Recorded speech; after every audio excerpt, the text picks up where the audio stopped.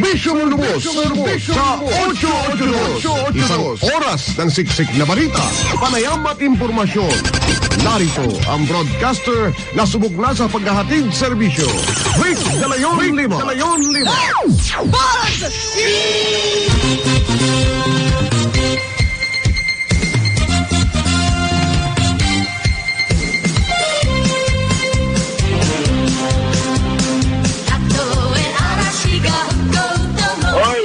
Magandang umaga ho. Araw ho tayo ngayon ng Monday. Medyo work from home muna tayo. Napakarami mga nagwo-work from home nowadays dahil nga ho sa sitwasyon na patuloy na tumataas ang bilang ng mga susmarios at mga tinatamaan. Kaya ingat-ingat po tayo. Huwag po tayo masyadong magmamagaling. Huwag po tayo masyadong magbibida. Tayo po sumunod sa mga alituntunin na kadalasan marami ho ang mga lumalabag. Hirap na ho yung ating mga dalabasa. Magandang umaga ho sa inyo. Kamusta na ho yung mga nasa Metro Manila? Ito ho'y Tuesday pala, Tuesday. Oo, hindi nga pala ako nag-work kahapon. Tuesday pala ngayon. Alright, sige. Anyway, marami ho tayong pag-uusapan. Pipilitin ho nating matugunan yung katanungan ng ilan. Lalo na po rito sa ipinatutupad na quarantine. Sa ilang mga lugar, no? Hindi ho lahat ni-lockdown. Hindi ho lahat sinasabing hiligpitan. Pero dun ho sa mga hiligpitan na piling lugar, ito ho'y dinagdagan ng restriction. Napakarami ho natin natatanggap na text kahapon, napakarami ho natin natatanggap na reklamo kahapon. Yun ho mga nag-weekend na wala pa hong restriction noon, nagsilabas ho nung weekend, bumalik po after the weekend, kahapon or ng linggo, ay nagkaroon ho ng problema pagpasok ho sa kanilang mga barangay. Samantalang pagbalik ko o bago sila umalis, nagpaalam ho sila ho'y bumalik na may dalang clearance ng kanilang mga swab test. Pero nagkaroon ho ng argumento bago sila pinapasok Doon ho sila nakatira. So mamaya lilinawin ho natin yan. Tayo ho'y makikipag-ugnayan kay Lieutenant General Guillermo Eleazar. At ano ba talaga ang mga dapat ipatupad?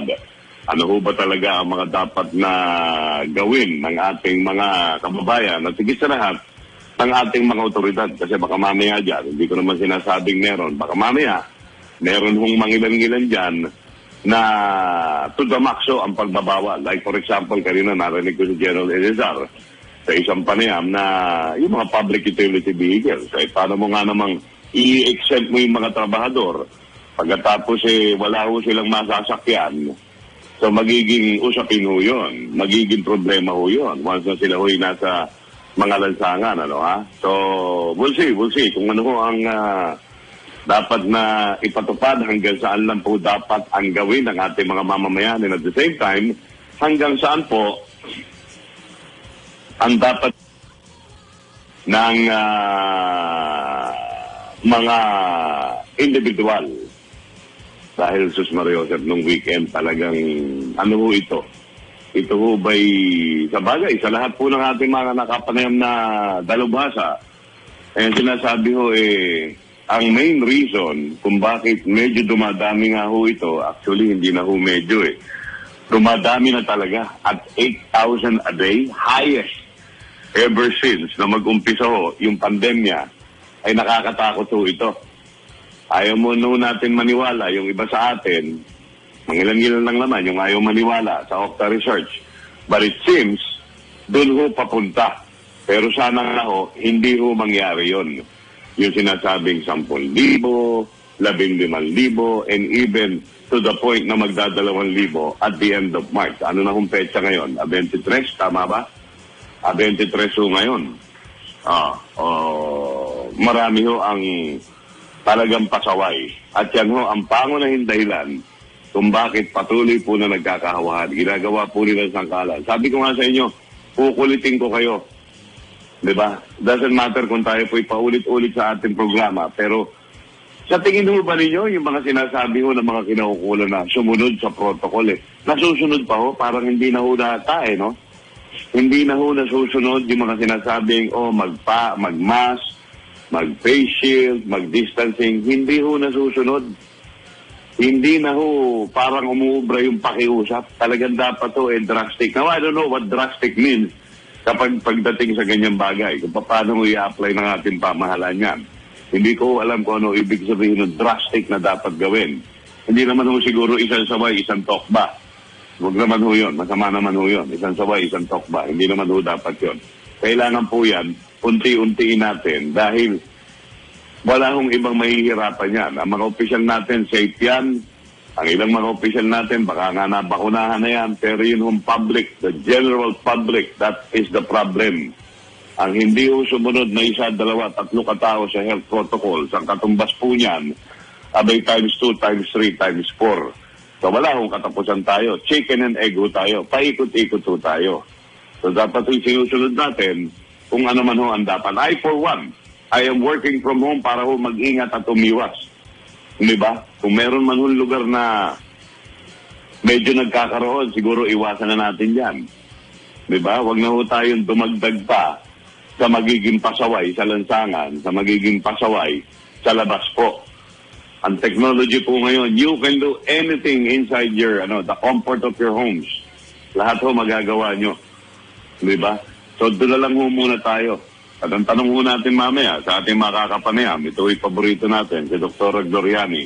Abay, bakit ho ba tumataas? Pakicheck mo nga kung nandiyan na si Dr. Gloriani Mace at malaman na natin, makapagbigay po siya ng kanyang opinion. Eh ano ho ba talaga, kuya? Hindi, ano ho ba talaga, ate? Di ba?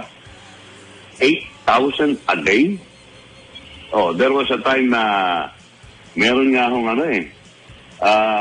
okay. Meron nga hong 8 plus. 8129 ba yun, if I'm not mistaken? Hindi nyo ba napupuna kapag weekend dumadami? Parang nandyan pa rin ho yung mentalidad na kapag weekend ay happy-happy eh. Hindi ho ngayon. Today is a different time. Different, ngayon. Iba ho ang sitwasyon ngayon. Kailangan po natin na, naku po, talaga magdahan-dahan, umiwas-iwas ho muna. Total, wala naman tayo pupuntahan eh. Number one, hindi ho natin pwedeng ipasyal yung mga bata. Hindi ho natin pwedeng ilakad yung matatanda sa labas. Hindi ba? Bawal ho yan. Pero minsan meron pa rin mga sumusunod na meron pa rin mga sumasaway na mga mga kababayan natin na ayaw ho talagang makinig. So, ang Pangulong Duterte ho, nagsalita ho siya kagabi. In-explain na ho yung mga katanungan, nasaan itong napakalaking halaga ng pera. Binigyan din ho ng presidente, wala ho sa kamay namin yan. So baka naman pwede na ho tayong makontento ron. Sabi nga nila bago magtitikan, hindi ho ba pwedeng magtulungan muna? Hindi ba? Wala ho sa kanila. Ang tanging probably mahahawakan lang ho ng gobyerno kapag nagbayad na sa mga manufacturer ng bakunang yan, ay papel lang. Papel. Hindi ba? Napakamahal ho ng papel, Milyon-milyon, trilyon-trilyon ang halaga. In-explain ho yan ni Finance Secretary Sally Dominguez ang kalakaran ho dyan. So, wala hong nawawala. And I believe the President, I believe Secretary Dominguez na parang, hindi naman ho siguro gagawin ng ating pamahalaan yun na, di ba? Alright. Di ba? Naku, suke, Dr. Gloriani, magandang umaga po. Magandang umaga po, Sir Vic. Kamusta ka na, ma'am? Okay naman, nandito sa bahay, quarantine. Bakit ka naka-quarantine? Nagtatago. Wala ka namang utang, Wala ka namang utang. Wala po. Oo, wala. Baka nga sa'yo maraming utang. Oo, dahil sa COVID. Naku, Diyos ko. Teka muna, doktora. Bakit po ba nagkakaganon? Ano ho ba? Talagang boils down to one thing? Matigas ang ulo natin? Kasi po, di ba ang sabi natin noon pa, ang transmission ng virus po, hanggang meron siyang malilipatan, ay tuloy ang kanyang pagdami at ang pag-mutate niya. Ngayon, kung pipigilan natin yung paglipat niya na yun nga, ano natin yung minimum public health precaution, eventually po mamamatay ang virus. Pero hindi binibigyan po natin sila na lalong dumami. Parang binibigyan mo lalo ng doktora, Binibigyan mo lalo ng playground para makapaglaro sila? Yes po. Yung mga... Katawan ng tao? Po. Hindi ko masyado Diba? marinig ng iba. Parang binibigyan mo lalo sila ng espasyo para makapag-liwaliw, makapamasyal yung COVID-19. Binibigyan mo sila ng lugar, di ba? Opo, habang nagtatransmit ang tao, dumadami sila. Dapat po tumigil ang tao sa pag-transmit. Oo. Yan. Wherein they should limit their movement. Ganun yun. Limit their movements. Di ba? Yes po. Tama Oo. kayo. And bahay is the best place to be. Yes, kung hindi naman po importanteng lumakad. I mean, stay at home. Hindi yun eh. May mga magbabarkada, may mga grupo-grupo, magkikita. Habang magkakaharap sila, nagte-text sila. So, ba't hindi kayo mag-text sila sa bahay? Hindi ba? Napakarami yung ganon. Opo, ang dami niya. Noon ko pa napapansin yan. Doktora, may mga nagsasabi na medyo mabagal ang pagturok ng mga bakuna, which is of course, understandably, wala akong supply na dumarating eh. At ang sinasabi rin ho ng iba, parang, alright, kagaya ng in-example kagabi sa press ko ni Secretary Galvez, ang Israel, ang ibang mga bansa, habang tinuturokan ng mga health workers, sinasama na rin yung mga ordinary citizens, isinasabay na rin. Maganda yun, ano? Opo. Kung Pwede meron natin gawin yun. Correct. Go ahead. Kung may enough doses po, pero sa ngayon, konti lang, may scarcity ng supply. Kaya pinipili po natin yung babakunahan na pinakamataas ang exposure. Which is the frontliners. Yes po. Oo. Pero yung mga sibilyan, kagaya ko, ikaw at least tapos ka na. Ako, kagaya ko, bakuna na ako. I mean, how long do we have to wait before this? Yung mga health workers, yung iba nagdadalawang isip. Where will they put the vaccine na hindi magagamit para sa health workers? Dapat po yung umaayaw, ibigay na sa iba para sa akin, Para sa akin. I believe. Siguro kung yung iba na nakalista na, biglang umayaw, yung susunod na gusto magpapakuna, yun ang turukan. Diba? Tama po. I think gano'n naman po ang ginagawa. Okay. Very good. Kasi napakatagal na ho eh. So, ang mga kababayan ho natin, ang mga tao, sa mga Sus Marioset, kaya nga ho binabawasan, ang mga dine-in, binabawasan na ho, ang mga restaurant, ang mga sinihan, sinaraho ulit. I mean, what does the government have to do? Parang sinasabi nila, wag buwagin ng IATF, pero palitan ng leadership ng nakakaalam ng medisina. You agree with that, I know? Hindi po. Ganito po, very complicated itong pandemic na ito. Itong virus na ito po ay hindi madali. Kailangan po magtulong-tulong tayo kaysa sabihin natin isang grupo lang. Hindi po ganon. Tulong-tulong po yan. Talaga pong mahirap. Magtulungan na lang po tayo. Oo, parang alisin muna natin yung sita rito, sita ron, batikos dito, batikos doon. Opo, yung pagbe-blame, hindi na po gano'n. Tulungan. Finger pointing kasi instead of yung gobyerno gumagawa ng nararapat gawin, they will go out of their way to answer these questions, to answer this criticism, di ba? Yun nga po. Tama po kayo. Oo.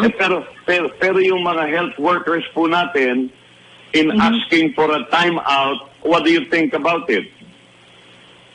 Depende po yan, kasi talaga pong sagad-sagad na rin ang kanilang pagsisilbi, So, titignan naman po yan, bawat ospital kung kailangan yon at magkakaroon din po siguro ng konsultasyon sa mga grupo ng medical, para matignan kung pwede po yun. Titignan Parang na lang po. Nakakabili po talaga yung mga frontliners natin, yung mga medical. To the point na sinasabi nilang puno na, overwhelming na, but still, nandyan pa rin sila, no? Nandyan pa rin Yun na nga po. Hindi naman sila nag-give up. Sige lang sila ng serbisyo. Pero I am sure that these frontliners, Doktora, are just human beings. Napapagod na rin po. Napapagod na rin po. Kapag hindi ho tumigil ang pagdami niya, ang patuloy na pagiging matigas ang ulo, I mean, human lang ho sila para magreklamo at tumigil sandali. Tao lang kami, di ba? Sila na rin po nagkakaroon ng virus, ng COVID. Nagkakaroon na rin po sila. Sus Mario. Sa dami. Kaya napakarami. Anyway, alam nyo naman ako, wala akong tinatakbo ang iba, kundi kayo, pag gusto kong paalalahanan yung ating mga kababayan, Opo. kayo napakadali pong tawagan, kayo po'y mag-ingat din. Hindi naman din kami tumitigil. Opo. Oo.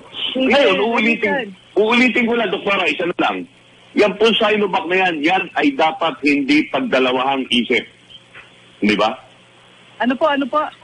Hindi dapat pagdalawahang isip yan Sinovac na yan. Ayoko niyan, made in China yan. Hindi po dapat kung ano ang ino-offer po sa inyo, you take it. Kailangan po natin magmadali sa pagbabakuna. Correct. At ipagdasal po natin. Dumating ang mga supply.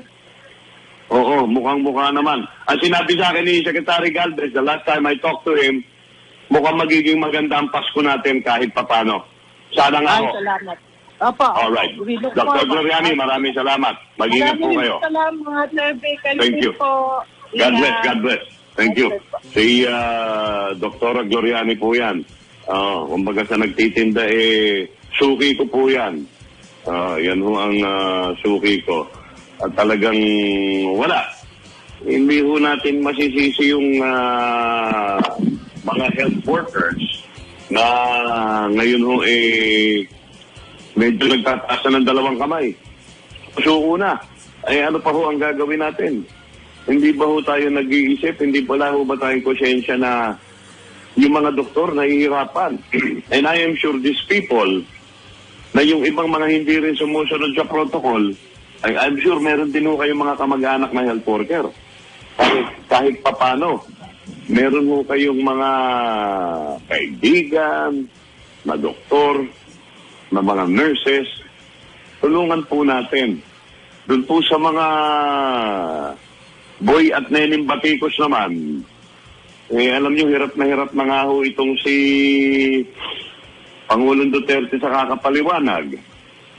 Si Senador Bongo naman hindi na rin maganda uga-uga sa kabibigay ng impormasyon sa presidente o maging sa gabinete. Suklihan naman ho natin ang Okay, sandali lang. Magbabalik tayo. Meron tayong report. Alamin natin ang report naman ni Patrol 9, J. Mark Dagala. J. Mark, go! Manong Vic, mula sa 220, bumaba na sa 183 ang mga Chinese militia vessels na namataan dyan sa bahagi ng Julian Felipe Reef sa bahagi ng Palawan. Ito ang sinabi ni Armed Forces of the Philippines Chief of Staff Lieutenant General Cirilito Sobeana matapos ang maritime patrol na isinagawa ng Western Command sa West Philippine Sea.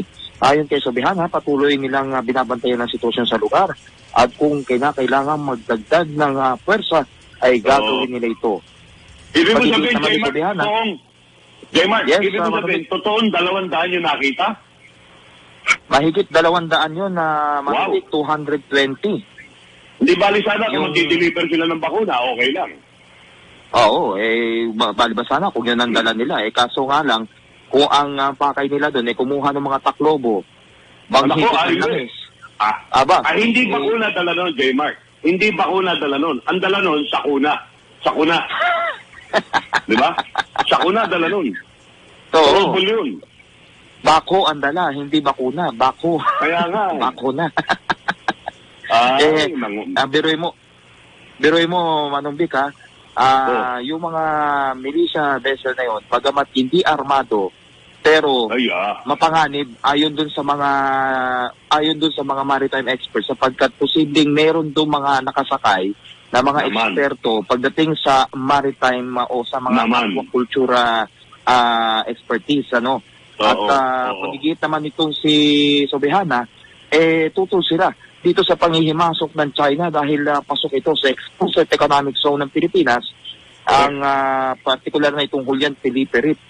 Kaugnay nito, magsasagawa din ng joint assessment ang AFP at ang National Task Force on the West Philippine Sea sa susunod na hakbang na may diplomatic, lalo't meron ng diplomatic protest na inihain ang Department of Foreign Affairs. Kasi madali yan, alam mo, J-Mark, madali yan Sasabihin nila, wala kaming dalang armas. Tell that to the Marines.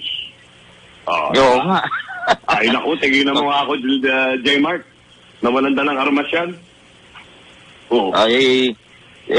Yun ang sabi nga hindi naman tayo pinanganak kahapon, sabi nga. Oo naman, we weren't born yesterday. Kaya mag-ingat na lang. Ang problema dyan sila manatili. Pero ang problema kasi, binubulabog nila yung mga mangingisda. Kaya nga dapat dito sa Julian Felipe Rip, maglagay din ng speaker itong AFP. Tapos i-play nila yung national anthem ng Pilipinas. Dahil di ba si Julian Felipe ang composer ng national anthem? Ang galing mo, dapat, totoo yan. Diba? Dapat maglagay sila ng mga malalaking speaker doon, patugtugin nila yung national anthem ng Pilipinas sapagkat ito ay bahura ni Julian Felipe na composer ng national anthem ng Pilipinas. Dahil ipangalandakan natin sa kanila, amin to. Correct. Diba? Yun ang magandang pagdepende. Nakasarap na ba ang press office? Sarado pa rin Manong Vic. Kaya yun ang napagkasunduan ng mga opisyalis ng Petty Press Corps dahil sadyang pag-iingat na rin Manong Vic sapagkat yung isang cameraman na nag-positive sa COVID-19 naka-quarantine naman na at doon siya sa Kiangan Hall. Bagamat aminado nga itong PNP Health Service na medyo napupuno na nga itong Kiangan na quarantine na facility.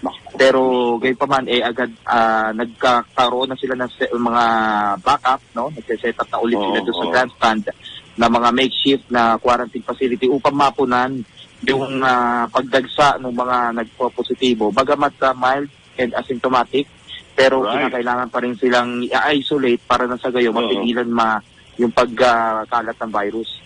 Hindi, tsaka ang tanong dyan, J-Mark, up to when can Camp Crame accommodate itong mga pasyente na ito? Siyempre, mapupuno rin yan Di ba? Totoo. Totoo yan, Manong Vic, dahil bukod sa Crame, may malaki ring quarantine facility na nakahanda ang PNP. Yan naman sa may Camp Bagong Diwa sa Taguig City. Ito yung para sa NCRPO, pero malaki yung land area kumpara sa Camp Crame. Mas malaki yung land area nitong Camp Bagong Diwa sa Taguig City. Kaya meron silang backup din, mga quarantine facility, makeshift quarantine facilities doon na pwedeng pagdalhan doon sa ating mga pulis na nagpa-positive sa COVID-19. Pero doon sa tanong mo nga, Manong Vic, hanggang kailan? Can they accommodate? Kaya nga, siguro ang masasabi na lang dyan, nung ating, nung tinanong ko nga yung ilan sa mga opisyal doon, sabi nga nila, hanggat may pasaway na mga kababayan natin na makakahawa ng COVID-19 sa ating mga pulis, doon, hindi matatapos ang problema. Kailangan talaga masupil yung pagkalat ng virus, sumunod sa mga tamang protocols, sumunod sa tamang sa minimum health standard. Yun ang ilan sa mga pwede nating maipang-depensa habang tayo hilong-talilong pa dito sa bakuna ng COVID-19. Alam mo, hindi na pwede ngayon yung huli na lang. Hindi na pwede yung baka pwede tayong sumunod sa minimum health protocol. Correct. Alam mo, dapat ngayon, hoy, mga sumunod kayo sa health protocol. Mga pogi. Mga pogi. Saka diba, may ngayon may antok na nga ngayon, diba? Kaso nga lang, hindi naman sila pwedeng paluin kasi maraming matang nakatingin yung mga dapat na yan, look at that, yung mga hindi sumusunod sa protocol. Nilalabag nyo ang karapatan naming mga maiingat. Hindi ba human rights yun? Bakit walang pumapalag? Bakit walang tumutulong sa gobyerno? And I'm talking about the Commission on Human Rights. Bigyan nyo ng karapatan ng ibang taong mabuhay, mag-iingat kayo. Tanong lang naman yun. Correct. Okay. Sige. So, yan Manong Vic, ang update mula dito sa Campo Crame, Campo Aguinaldo, Patron 9J, Mark Tagala, Gulat sa Kilometro Takas, dito ba guys? Thank you, Mark Tagala, live and direct from Campo Crame. May susunod pa bang report, Winner? Kung meron, pasok mo si Aya. Nandiyan ba? Wala. Okay. Sige, babalik ko kami. We have 10:31 ng umaga. Ako po si Big Lima. Serbisyo Serbisyong lubos sa 882. DWIZ. Let's Buzz!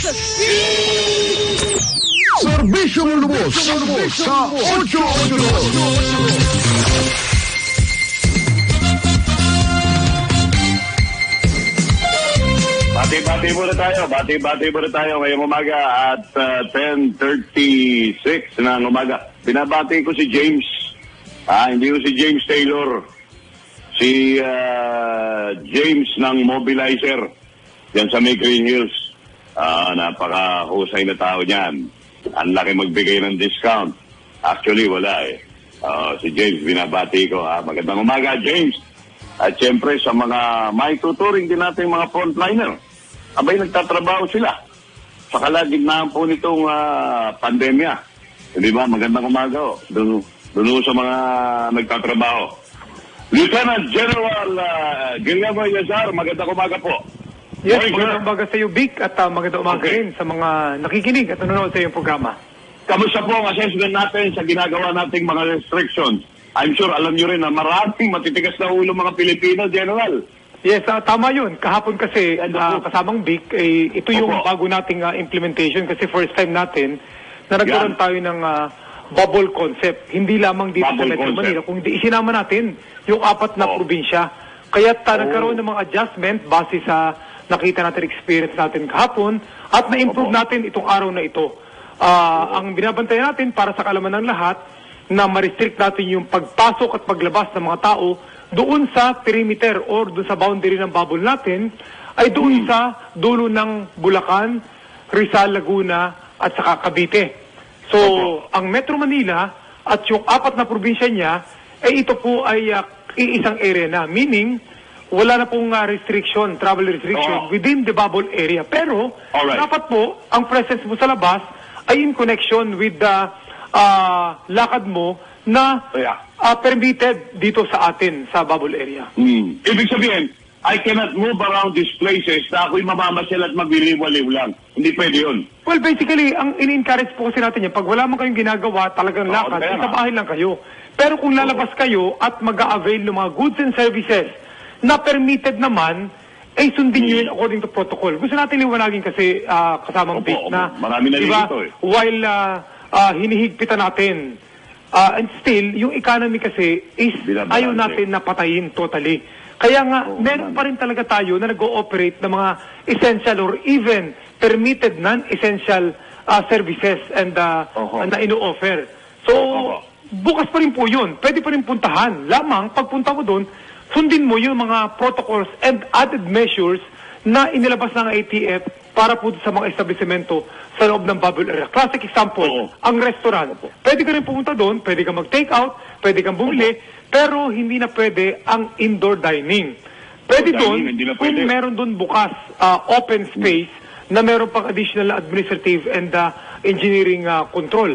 Ngayon, kung halimbawa sa hotel, meron ka reservation within bubble area, pwede pa rin po yun, pero absolute na hindi na pwede yung mga mas bata sa 18, mas matanda sa 65. And then pag naandun ka, lahat pa rin ng protocol na dapat sundin ng LGU na yun, ang ating Department of Tourism at saka pati yung ITF ay dapat pa rin sundin.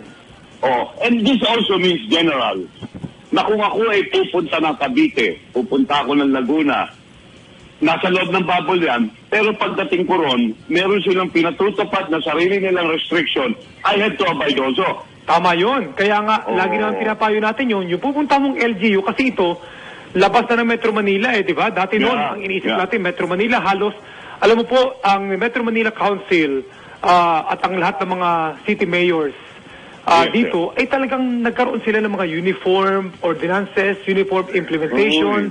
Pero yung pong isinama na natin yung 4 na probinsya, maaari may pagkakaiba. Kaya napakanda pa rin na dapat alin mo yung pupuntahan mo.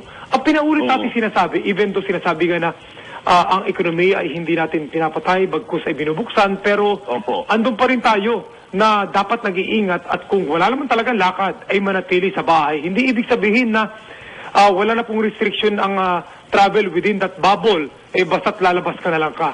At saka kung kinakaulitin natin na kasamang bika, kung talagang lalabas kayo within that bubble, sundin lahat yung mga yon. Ang mga checkpoint natin ay nakabantay doon sa border ng ating bubble.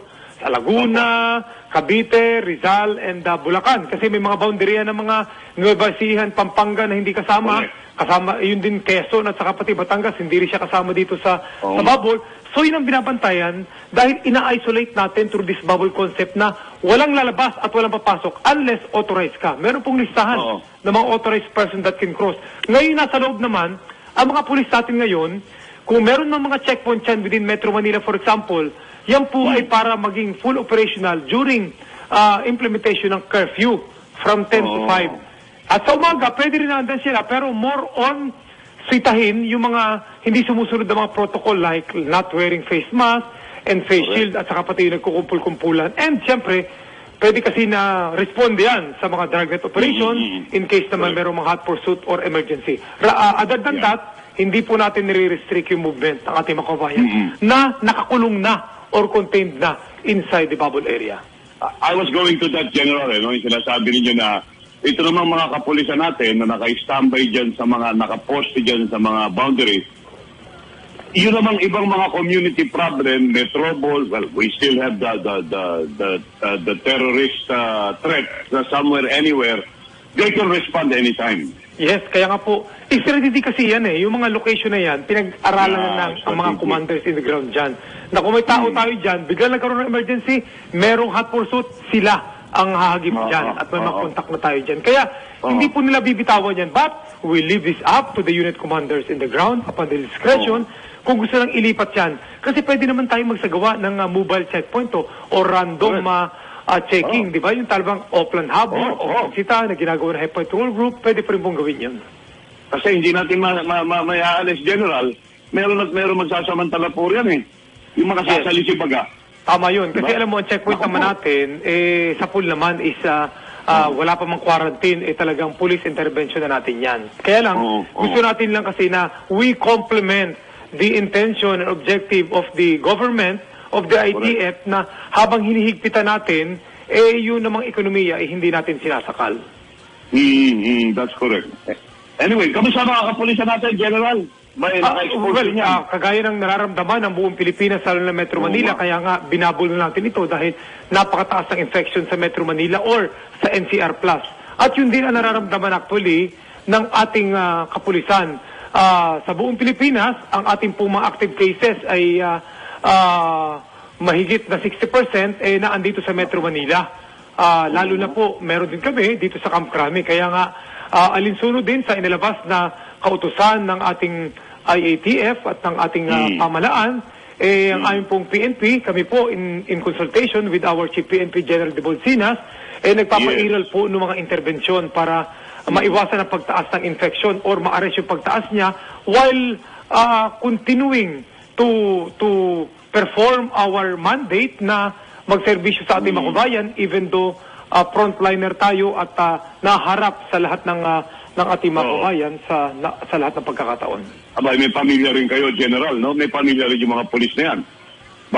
Yes, tama po yun. Ang ating namang mga health worker ay salamat sa Diyos naman ay halos lahat. In fact, hanggang sa region ay nabakunahan na sila dahil sa Sinovac at saka sa AstraZeneca na dumating.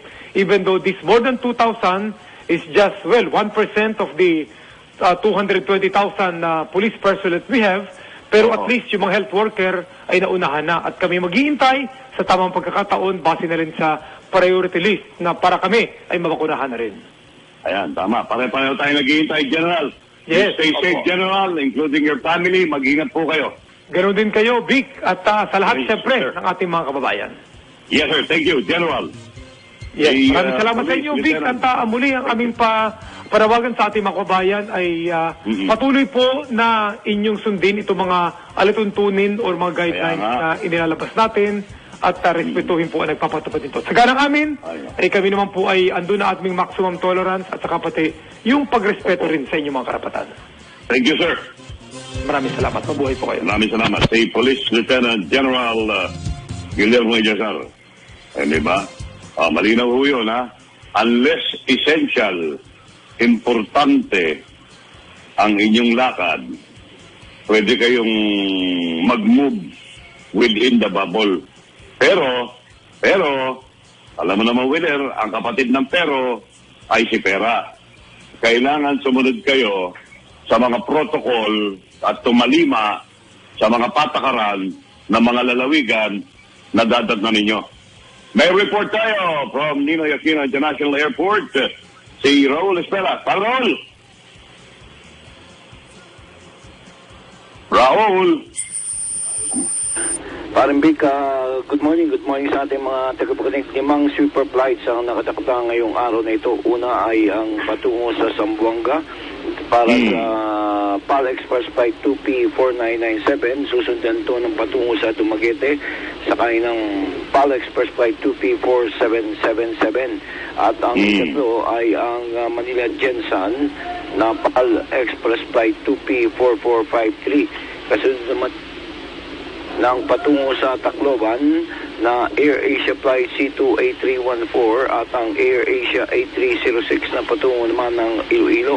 Ang mga super flights ngayong araw na ito ay aprobado ng IATF, sakay ang mga LSI o mga locally stranded individuals at mga OFW na pinauwi galing sa ibang dagat at ngayon ay papawi na sa mga probinsyang nabanggit. Raul Esperas, Patrol 45, nag-usap permit DWIC. Thank you, paring Raul. Sa oras na 11 minutes, bago po sumapit ang alas 11 ng umaga, at naturalmente, on a Tuesday, may makakapiling niyo po mamaya ang aking favorite, si Mr. Sex Appeal, si Mr. Gasolito, Attorney Perdi Topacio, na nanggaling ho yan ng Baguio. Ibig sabihin, yung kanyang van na 2025 model na Escalade, punong-puno ho ng lunggunisa yun. At saka daing, yung espada. At saka, ano pa ba? Baka bawang. Tumira din, di ba? At ano yan 2025 model na Escalade. So malaki ho yun. Bagay na bagay ho sa kanya. Mamaya, pakikinggan po natin yan. Alright, anyway, doon po siya napag-usapan natin ni General Eleazar. Ang sinasabi nga po niya, siguro para lumaki rin ang movement ng tao, no? Pero yung movement, ang sinasabi, ito ho yung mga importante lang. Ito ho yung siguro to give a chance dun sa mga taga Metro Manila na nagtatrabaho ng Cavite, Bulacan, at iba pang mga suburban provinces na baka to and fro makapasok kasi maraming ang sinasabi nga ho, ang mga authorized person, outside residents, company ID lang po. So ibigay natin, pakita po natin, hindi po pwede yung pag sinabing nakababol ang Metro Manila, Cavite, Laguna, Bulacan, ay pwede tayong magpasyal-pasyal. Pwede tayong mag-outing. It should be essential. It should be properly documented. Yung mga lakad po ninyo. Of course, with the health certificate. And wala pa tayong pinag-uusapan dyan. Kung meron man, sariling patakaran ang mga probinsyang malapit sa Metro Manila. You could, maring dala-dala niyo yung inyong result. Pero pagdating sa probinsyang pupuntahan nyo, meron silang sariling patakaran, ay hindi rin ho kayo makakapasok kung hindi ho kayo tatalima dun sa rules na yon, sa patakaran na yon. Di ba? So wag ho yung, hindi pwedeng ikatwira na, kasama sa bubble to hindi. Meron ho silang sariling patakaran. So yun ho dapat natin sundin. Teka muna, may mga texters daw ho tayo. Sabi ni Mace, hahanapin ko na, si Romel Villanueva. Yeah, thank you, Romel, Wala naman actually, Romel. Medyo, lang, iwas lang. Si Yerd Deglizon, hindi ba to? Hindi ba binaligtad? Hindi. Sir, paki-shout out naman, Second Lieutenant Deglizon from the Philippine Marines, retired. Pag sinabing ikaw Philippine Marines, astig yan. And family na mga taga Cagayan de Oro. Ayan, si Yerd Deglizon at Second Lieutenant Deglizon ng Philippine Marines retired.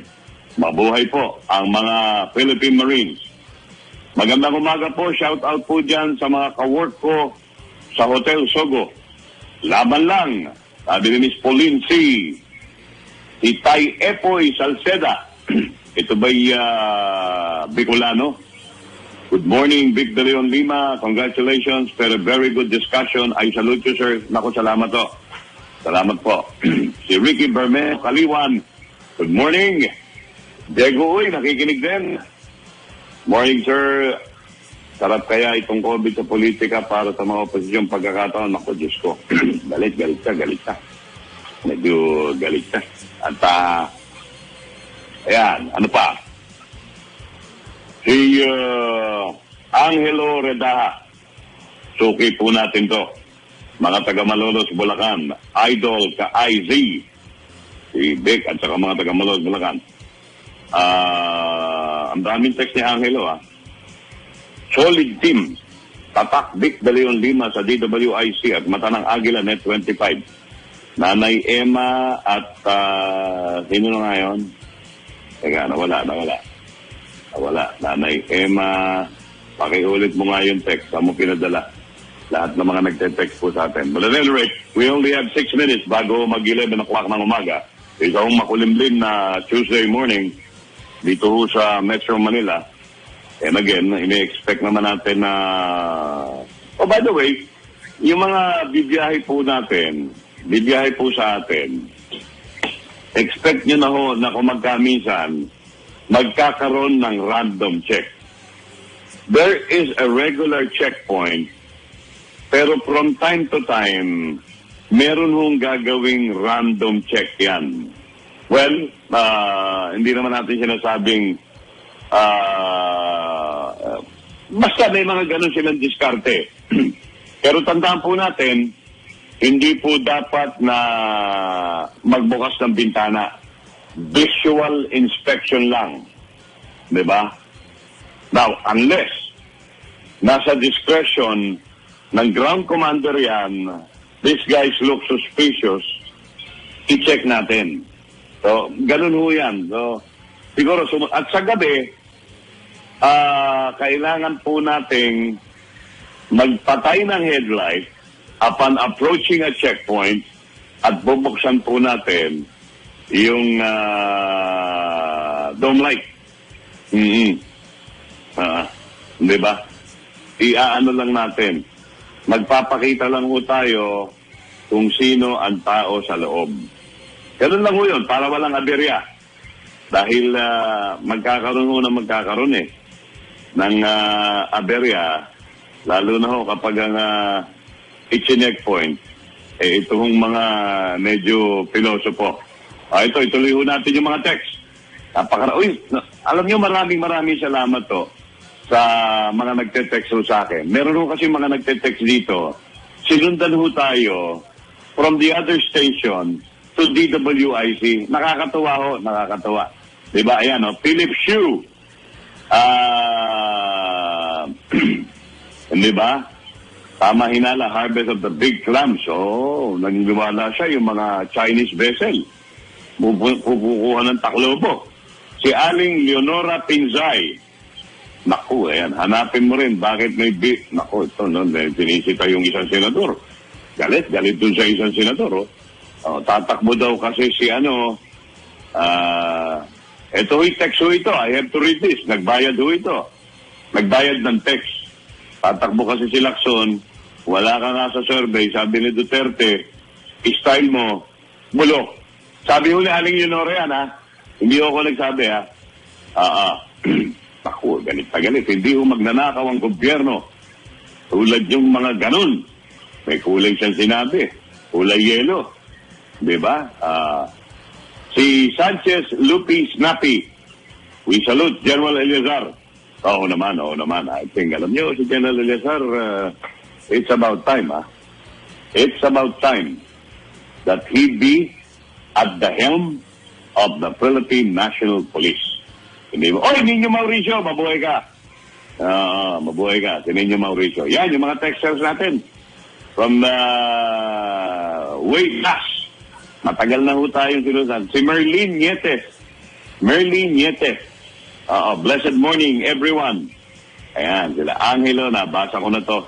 At syempre, dun sa mga nagte-text sa ibang mga bansa, marami ho tayong nakikinig na mga OFW, na mga Pilipino, na mga immigrant na rin sa ibang bansa na gusto makakuha ng balita sa ating mahal na Pilipinas, ay nakikinig ho sila sa DWIC. Ang DWIC kasi, ito ho'y malakas sa mga lalawigan, ito ho'y malakas sa YouTube, ano?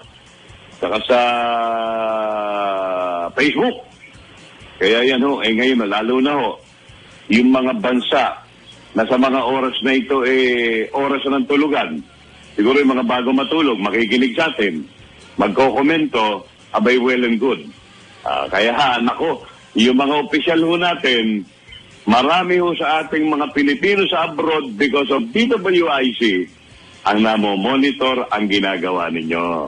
At naturalmente, marami ho dyan ang ngayon medyo aware na sa mga Pilipino sa abroad. Naku, sino-sino yung tatakbo. Naku, ano-ano mga plataforma niyan. Naku, ano mga nagawa niyan. Naku, ano gagawin niyan. Ay, kaya umayos-ayos kayo. Ito yung DWIC, napakalawak ho ng abot nito. Kahit sa Timbuktu. Sa Timbuktu, abot tayo. Sa Timbuktu. Alam niyo ba nung araw, yung palabas sa Channel 7 na Man from Atlantic, yung sa ilalim ng dagat, maganda yun. Weekly yun, pinapanood ko yun eh. Makikinig ho ng DWIC yun sa ilalim ng dagat. Oo. Si Moby Dick. Kaya ho lumabas ng dagat yan. Nakarinig ho yan ng DWIC.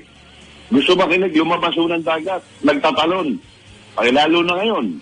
Nakalutang yan, makikinig na yan eh. Yes, yo. Topacio. Hindi ba? Malaki ho ang lawak ng abot ng DWIC. Maraming salamat po kay Boss Edgar Cabangon. Yung mga empleyado natin dyan sa DWIC, ingat po tayo ha. At tatandaan po natin lagi, i-disinfect po natin yung ating mga lugar. Manatili po tayong naka-face mask at face shield. Maghugas ng kamay. Magdistansya.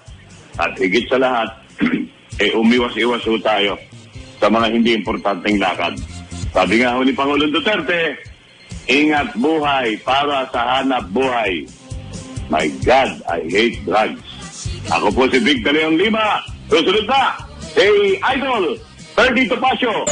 Serbisyo mo lubos sa 882.